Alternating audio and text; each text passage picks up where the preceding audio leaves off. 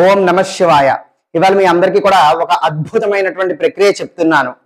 నీరు వేసి దీపాన్ని వెలిగించచ్చా? నిజంగానే అది సాధ్యము. మీరు నేను ఎవరైనా కూడా ఇది చెయ్యొచ్చు.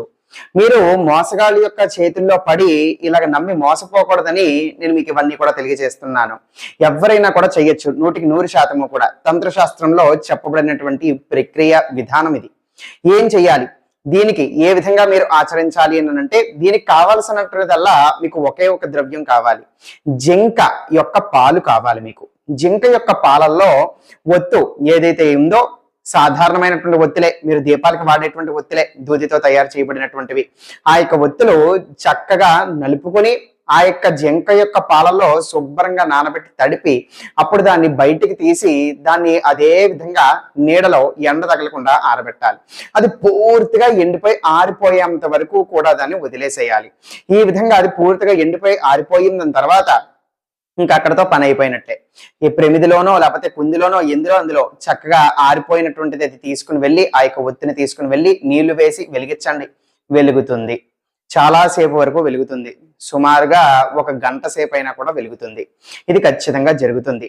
దీని అర్థము ఏమిటి అంటే, ప్రతి ఒక్కరు కూడా ఈ విధంగా చేయగలుగుతున్నటువంటి వాళ్ళు ఈ విధంగా మోసం చేస్తున్నారు అని కాదు. నిజంగానే ఒక అతీతమైనటువంటి అద్భుతమైనటువంటి శక్తులు కలిగినటువంటి మహానుభావులు షిరిడి సాయిబాబా లాంటి వాళ్ళు అప్పుడు ఆ యొక్క సందర్భాన్ని బట్టి ఎవరికి కూడా ప్రదర్శించాలి అనబడేటువంటి ఉద్దేశం లేదు. ఆ ఉద్దేశం ఏమాత్రము కూడా లేకుండా అవసర నిమిత్తము అక్కడ నూనె నిండుకోవడం చేతన ఆయన యొక్క శక్తితో దాన్ని వెలిగింప చేయడం అనేటువంటిది జరిగింది. నిజంగా లేకపోవటం అంటూ ఏమీ కూడా లేదు. అద్భుతమైన శక్తులు, ఇటువంటి అతీంద్రియ శక్తులతో ఇవన్నీ కూడా చేయగలిగేటువంటి వాళ్ళు చాలా మందే ఉన్నారు మన యొక్క గత కాలంలో. ఉదాహరణకి షిరిడి సాయిబాబా లాంటి వాళ్ళు. దాని అర్థము ప్రతి ఒక్కరు కూడా మోసగాళ్ళని కాదు, కానీ ఇది దాని వెనకాతలో ఉన్నటువంటి రహస్యము, టెక్నిక్. ఈ విధంగా చేసినట్లయితే మీరు కూడా వెలిగింపు చేయొచ్చు. వేడిగా భగభగ మండుతున్నటువంటి బొగ్గులు కొద్దిసేపటి పాటైనా కూడా మన యొక్క చేతిలో పట్టుకోలేము. మరి అలా పట్టుకోవాలంటే ఏం చేయాలి అని అంటే, కర్పూర బిళ్ళలు తీసుకుని అల్యూమినియం క్లోరైడ్ అనబడేటువంటి కెమికల్, ఆ యొక్క కెమికల్లో దాన్ని శుభ్రంగా అరగదీసి ఆ మిశ్రమం ఏదైతే వస్తుందో ఆ యొక్క మిశ్రమాన్ని చేతులకి, మీ యొక్క అరిచేతికి శుభ్రంగా పాముకుని రాసుకుని మీరు ఆ యొక్క వేడిగా భగభగా మండుతున్నటువంటి బొగ్గు కాసేపు వరకు చేతిలో పట్టుకోగలుగుతారు. ఈ యొక్క పద్ధతి కూడా ఉంది.